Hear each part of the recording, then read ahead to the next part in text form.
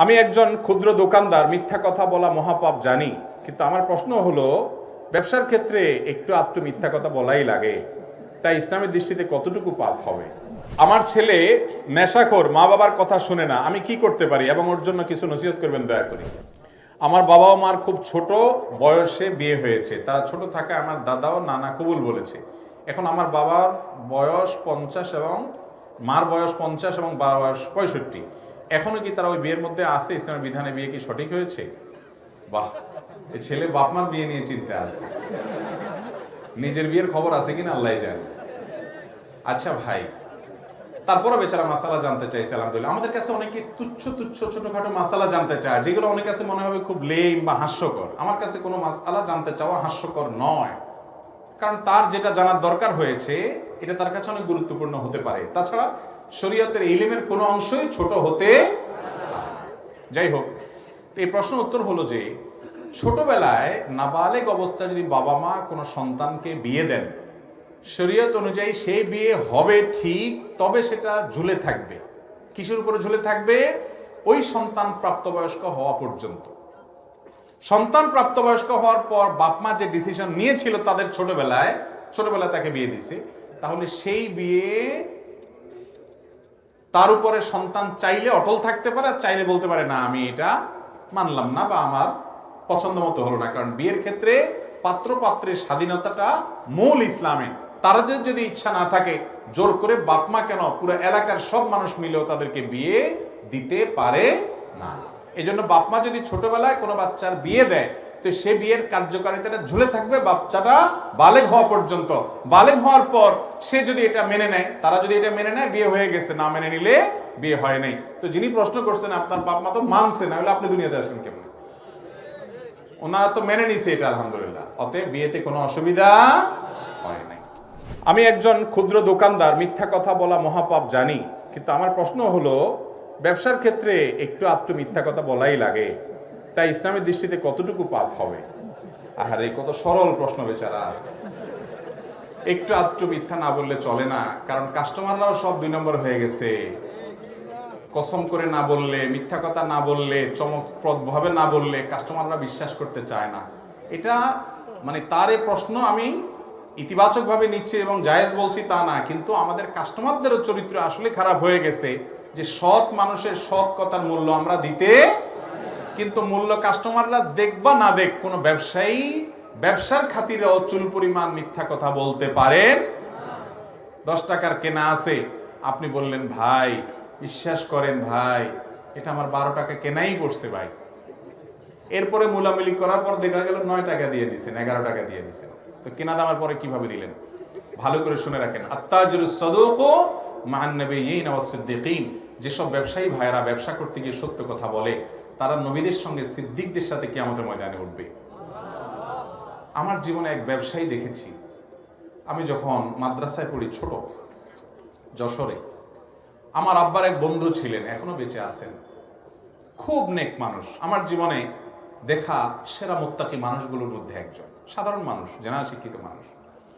ওনার কাপড়ের দোকান ছিল।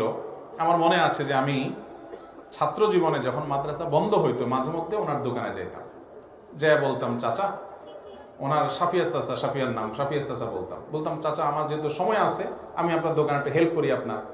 তো আমি ওনার সহযোগিতা করতাম, প্যাকেট ট্যাকেট করতাম মাঝে মধ্যে। এটা সব বন্ধে পারতাম না, 2-4টা বন্ধে এরকম করেছি মনে পড়ে।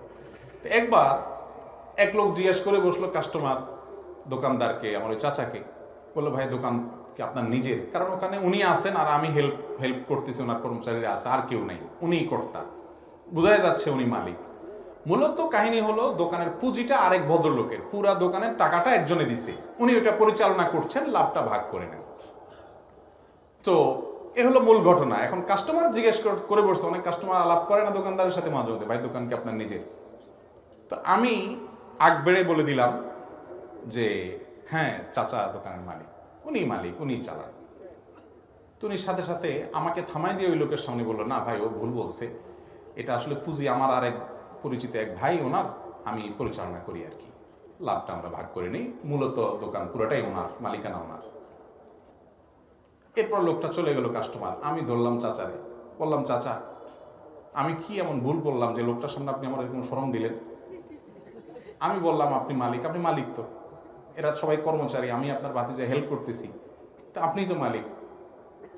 কয় বাবা তুমি মাদ্রাসায়, আমি তখন অনেক ছোট, মিজান নাহবির পড়ি বা এইটা না সরি মিজান নাহবির পড়ে আরেকটু উপরে উঠি, কিন্তু ছোট মানুষ। উনি আমাকে বললেন বাবা তুমি মাদ্রাসা পড়ো, তুমি আলেম হবা ইনশাআল্লাহ, তুমি যদি কথার ক্ষেত্রে এরকম শতভাগ সত্য সলিড কথা না শিখো তাহলে আমরা কোত্থেকে শিখবো? এই দোকানে তুমি জানো পুরো পুঁজিটা অমুকের, অতএব মালিক সে, আমি এই কাস্টমারের কাছে মালিক সে যে একটু ভাব দেখাইলাম, এতে কি লাভ হবে আমার বাবা? আমি কথাটা 2 নম্বরের কথা কেন বলবো? আমার কি লাভ? আমি সলিড কথাটা বলা দরকার। সেই ঘটনা আমার অন্তরে রেখাপাত করে দিয়েছে যে একটা মানুষ দোকানদারি করতে গিয়ে কতটা সত্য কথা বলতে হয় তার শিক্ষা তিনি দেখা দিয়েছে। যারা ছোট বড় ব্যবসা করেন, কাস্টমার বিশ্বাস করে না, না করুক, আরেক দোকানে চলে যায়। যাক, অনেক দোকানদাররা বলে ভাই আপনাদের মাসআলা শুনলে না খায়া থাকা লাগবে। আমি না খায়া থাকেন, জান্নাতে খাওয়া লাগবে না, পেট খালি রাখেন একটু। দুনিয়াতে সব দিয়ে পেট ভরবেন, হালাল হারাম বাজ বিচার ছাড়া, আবার জান্নাতেরও জিহ্বা দেখাবেন? অপেক্ষা করবেন জান্নাতের জন্য? জিহ্বা বড় করবেন? হবে না। অতএব মিথ্যা না বলে ব্যবসা করা এটাই যুগে মিরাকল। এই মিরাকলটা দেখাইতে হবে ইনশাআল্লাহ। চেষ্টা করবেন, আল্লাহ চাহেন তো। আপনি সততার উপরে টিকে থাকেন, দক্ষতা দেখান, স্মার্টনেস দেখান, কাস্টমারকে আস্থা আনার চেষ্টা করেন যে ভাই আমি সত্য বলি। যদি আপনার মূল দাম কেনা দাম বলতে অসুবিধা হয় দরকার নাই, কিন্তু ঘুরে ফিরে এই নেবে না মিথ্যা কথা বলবেন না। অনেক দোকানদাররা মনে করে একটু আধটু করে কি করা আছে, জায়েজ আছে।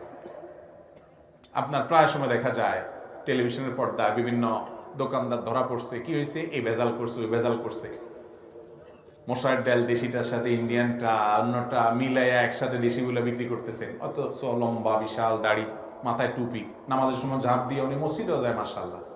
আছে না নাই?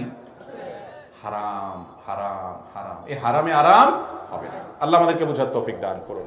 আমার ছেলে নেশাখোর, মা বাবার কথা শুনে না, আমি কি করতে পারি এবং ওর জন্য কিছু নসিহত করবেন দয়া করে।